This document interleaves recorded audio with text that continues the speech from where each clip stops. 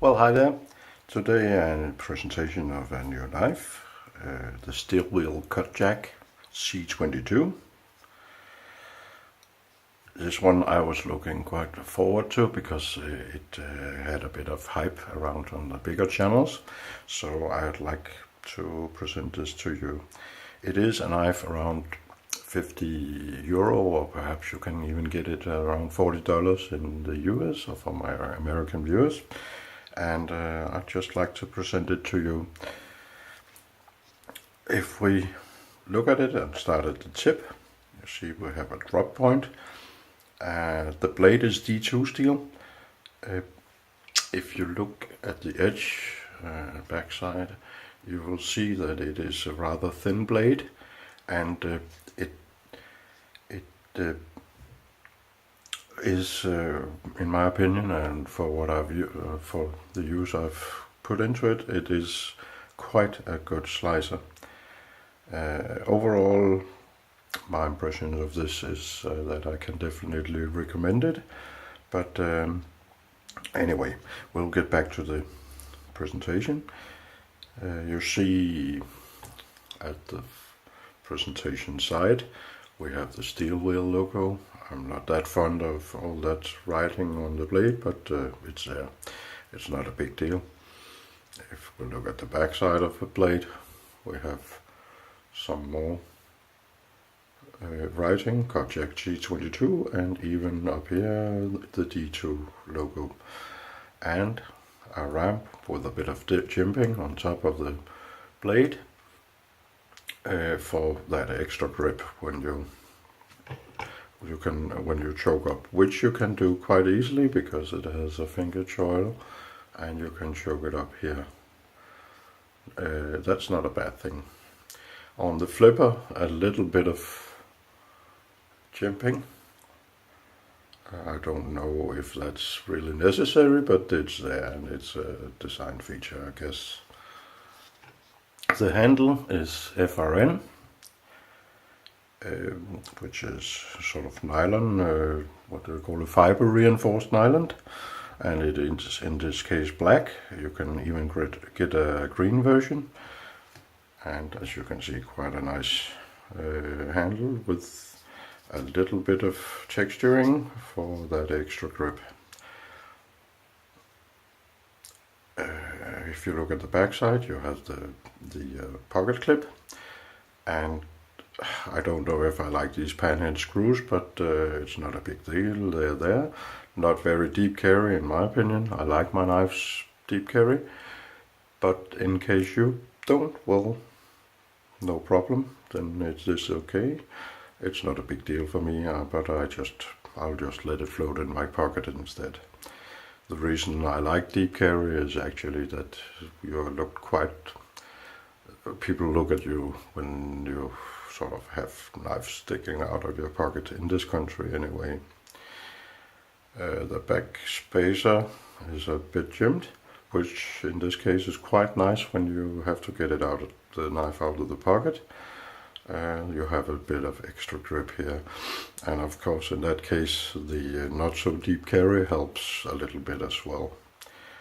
The clip is quite okay, not too tight, not too loose either, and it is a liner lock with a lockup of around 40%, which is quite nice. The back side of the blade has a ramp, which makes it it will last a long time before this is worn out, and the lockup will be more than those around 40%. Fit and finish, everything is nicely rounded off. A bit of a swedge on the blade here, and centering quite perfect. Ergonomically, this knife lies so well in hand. I'm perhaps not the most fond of this very slim handle, but I know that a lot of you like that very much.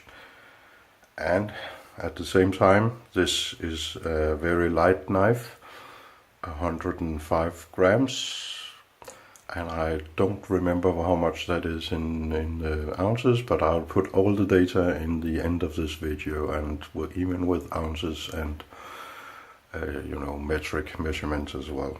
What do you call it? Imperial metric measurements.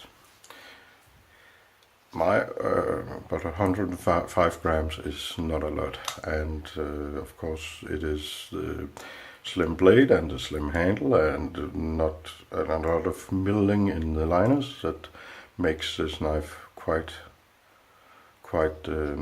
light. It's quite slim all over as well, and as I said, I know you like it. Many of you like that a lot. Clip is both left and right side, which is also a nice thing if you are a lefty.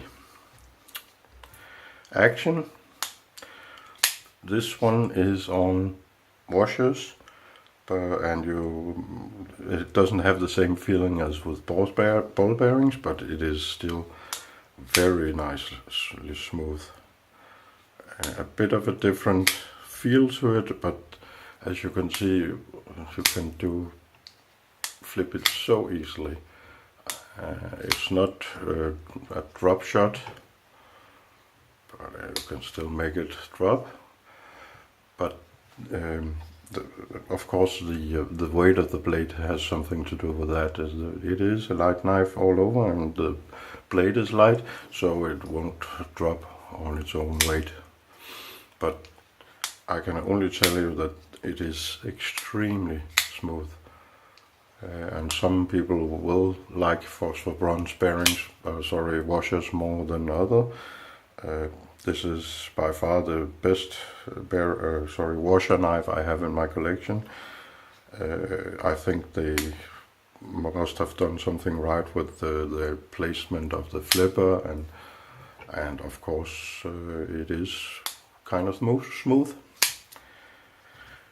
This knife comes in 4 variants. There's a smaller version. I think it's around 3 inches or 7 centimeters long.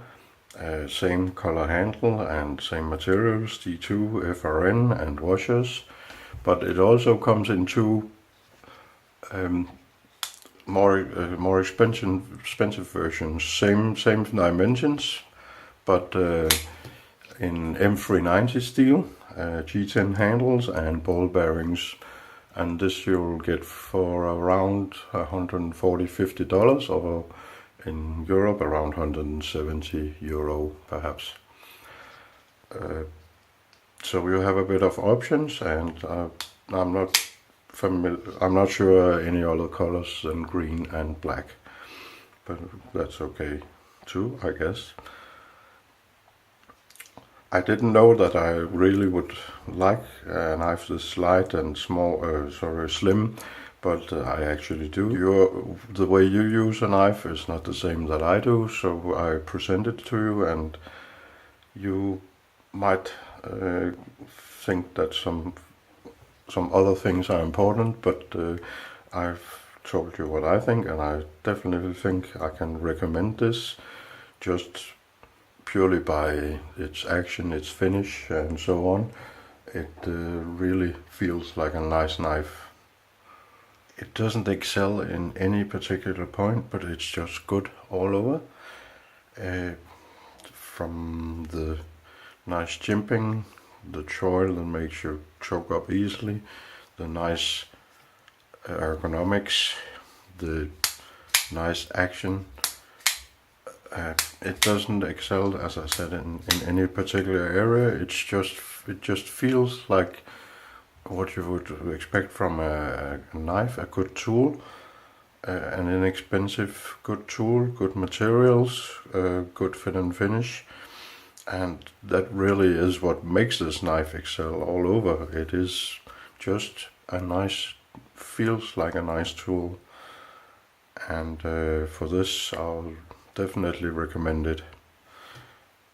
Lastly, a little size comparison: the Real Steel Thor and the San Remo 7010, and as you can see, a good mid-size folder Really recommend it from my part, but you be the judge. And now I'm over 10 minutes, so I think I'll stop here and wish you a nice day, evening, whatever it is in your country. Bye bye.